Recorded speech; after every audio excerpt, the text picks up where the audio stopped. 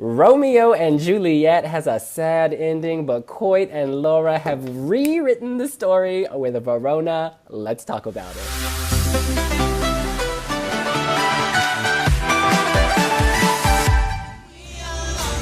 Sometimes we're building and burning down love. We've lost everyone.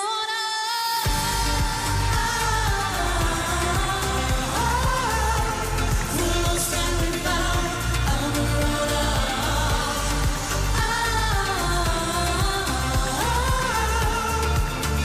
we lost You guys, tonight in Estonia, the duo of Koit, Toome, and Laura won with their song Verona. They are the king and queen of Eesti Laul and will now sing at Eurovision. Angus, what do you think of their song? So going into the final, I was kind of excited. It's one of the three songs that we've always kind of spoken about as a potential winner, but I was also worried because we heard from our contacts on the ground, our friends at Delphi in Estonia, that Laura had real vocal problems, so she didn't actually sing in the dress rehearsal this afternoon. They had a backing vocalist sing for her, and when I saw the first run through, I was like dead on arrival, flatline, because she did not sound good. I mean, Koit sounded amazing and always has done, but I was like... But then they had that cool hologram face effect, and I was like, they've actually turned it up, made the stage look much better. But I'd really written it off going into the super final. I was kind of surprised it made it through. And I'm actually really happy and really excited for it because I did think it was one of the strongest candidates. We talk a lot. I think people are kind of worried about ballads, and I think this is more upbeat, like it's super dramatic. There's cool angles, and ultimately, I think Estonia are in it to win it this year. Like, I think this could be Talent 2018. Mm. I'm not that sure. I actually, when they performed, I really count them off. Like, I thought they wouldn't even qualify to the super final because of that. I didn't know Laura was having issues.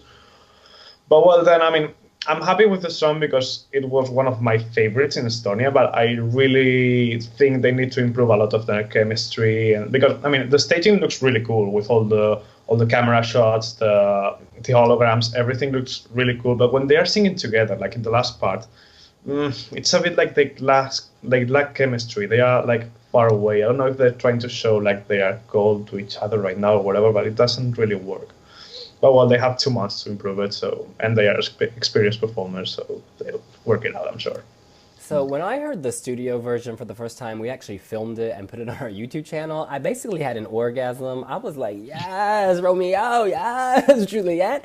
And I'm still feeling that passion. This was my number 2 going into the final because I loved Curly. Towards the end, Curly just kind of pushed up for me.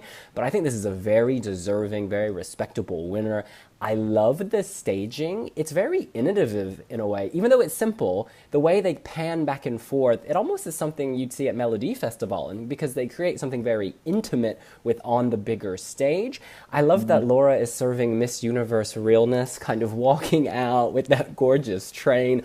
Koit, when they zoom in on his face, he's very sexy, but sometimes I worry he has to use the toilet. It's kind of this, oh, I just had an enchilada. So I don't know what to do about that. I think he is being real, but I guess they just need to loosen up a little because the song is so good, and I think the staging is so good that if they can get that chemistry, they could really slay. I mean, look at Shanae and Nevergreen in 2010. They didn't have chemistry, but they still came fourth. So it is possible. A duet often gets a lot of bonus points from people if it's done well, and this song is fantastic.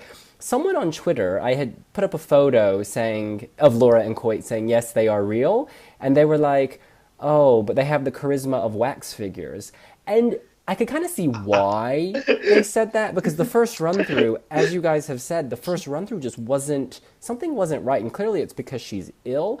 But then when they did the recap after winning, I was like, okay, she can loosen up, she can relax, and they can have more fun. And it just felt much, much better.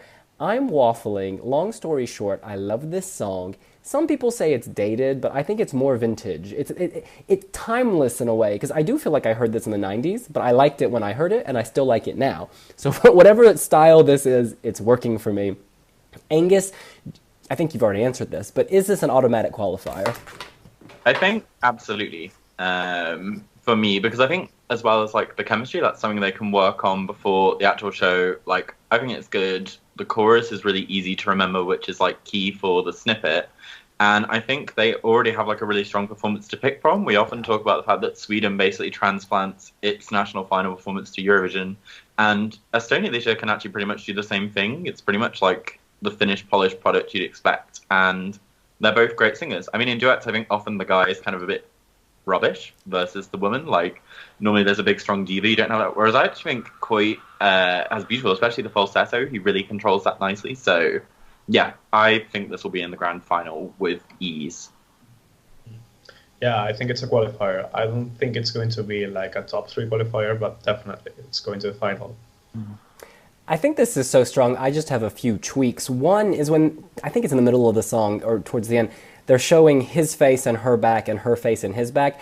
And when they show her back, you can see the audio jack for the microphone, and it kind of kills the romance of everything. So delete that. And also, they are wearing a lot of hairspray, y'all. I think they need to try some kind of natural kind of way to keep their choreography on point, because it's just, I'm worried they're going to let a match and there's going to be a fire. I mean, tone it back. In terms of Curly, I loved how wild and crazy her performance was, and that's why I thought it would have done well at Eurovision. I think on the big stage it would have looked amazing, but in Estonia, I think the staging looked a little cheap. I love her song and her performance, but creating an Arctic shamanic environment requires a lot of staging, and I think that for whatever reason it didn't translate so well in the Estonian space.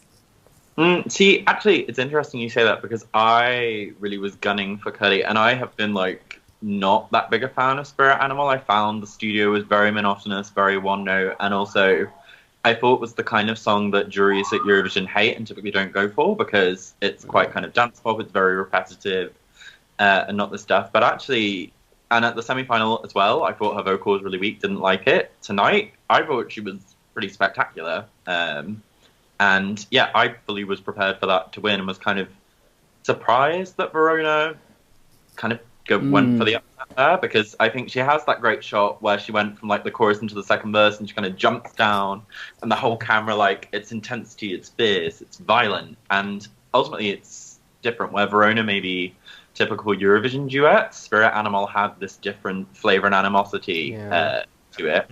So yeah, I think Spirit Animal will have stand out more in the Eurovision stage because it's more different. I mean, I was a fan of Curly. I really wanted her to win, but I'm kind of relieved now that she hasn't won, because I thought Spirit Animal wasn't her best song, and I think she can come back another year with something better. We know she can slay a performance, and she has done 2 of them. Even though last week, 2 weeks ago when she was Seal, she did so well, and tonight it was really good. I really thought she was going to win, like, unquestionably. And she did that with the juries, but not with Laul. And that really surprised me. I thought it would have been the other way around. Yeah. In any case, she slays. And I didn't know her before this, and now I do, so I'm going to go download all of her music. She has won at least 1 new fan, and I am sure tens of thousands more. The other act in the superfinal was Rasmus, there we go. Very attractive. He took over ERR's Instagram one day, and I was feeling it. He has a banging body and a nice voice. This song isn't my cup of tea, but I think he sells it very well. So I thought Alina Born was going to the final, and then she finishes last. I mean, I don't know. Maybe I'm blind and deaf. I thought she was amazing. I would have given her the spot. I love that she's daring enough to sit in a female condom throughout that performance. What do you guys make of this? Alina versus Randy. I mean, Rasmus, I have to be honest, like, I really hated the song and the performance. That whole earthquake camera shake angle thing I found very... Like, I come away, like, seasick from that performance, which annoys me, because he's beautiful, he has a nice voice, but the song doesn't really do much for me in shaking. But somehow, I don't know, my waters told me, like, I got this rising feeling that he was going to go through because his vocal is really good. And also, it's a big old estrogen fest at Eesti Laul. There were a lot of women on stage with a lot of good pop songs. With Alina, I don't know what happened, because she was my personal favourite. I loved In or Out, which I know, William, you were very, like, it's kind of dating me out. I loved it. Pure sex. She has this whole Bond girl, like, license to kill thing. She's riding the giant O. It's big drama. She has that big catwalk strut. And also, she had that whole kind of leotard look and made it look beautiful and feminine. And, like, I mean, she had me questioning my sexuality. Mon Zelmerlöw like restored faith and put me back in the right place.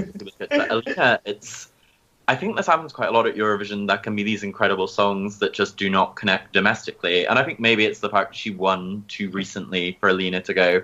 And with Rasmus, yeah, I think a lot of it is down to he was a man with a pop song, and he has a sexy magnetism. Like, I hated the song and the staging, but he himself, I can make allowances. I don't know. I kind of liked Rasmus before, and I did like his performance. I didn't like those earthquake moves because I was just like, stop it. One is nice, 25 is not. And I think he was too much overacting. Like, he was, at the end of the performance, he was just shouting randomly, and I was like, please shut up, control yourself. You are doing good, but not that good. And I wasn't surprised that he went through to the super final, actually. When they all finished, I thought he was one of the three best performers. And the other one, I thought it was Alina. And I still cannot figure what happened to finish last with both the jury and the televote. I mean, when she came out, she came to the sixth, and I thought she was the best of all them up to her. And then there were three songs after her that were worse. And she comes last. I just can't understand anything. I mean, Estonia explaining to me what happened. And on the flip side, I think in some ways, Laura, she's been at Eesti Laul so many times. There was a sentimentality to her. People wanted her to finally go through, and I think it may have helped her. But rightfully so. It's a worthy performance. For me, Verona and Spirit Animal, I'm happy either way. Yeah, a bit like Claudia Faniello in Malta. They voted for her finally. Yes, although I'm not sure that will do as well as Verona. In any case, that's what we think. What do you think? Do you think the best song won at Eesti Laul? Do you think the best act won? Who would you have sent? You can let us know here on Wee Wee Blogs. Be sure to subscribe below. And also leave your opinion in the comments and give us a like if you liked it. See you later. Bye. Bye.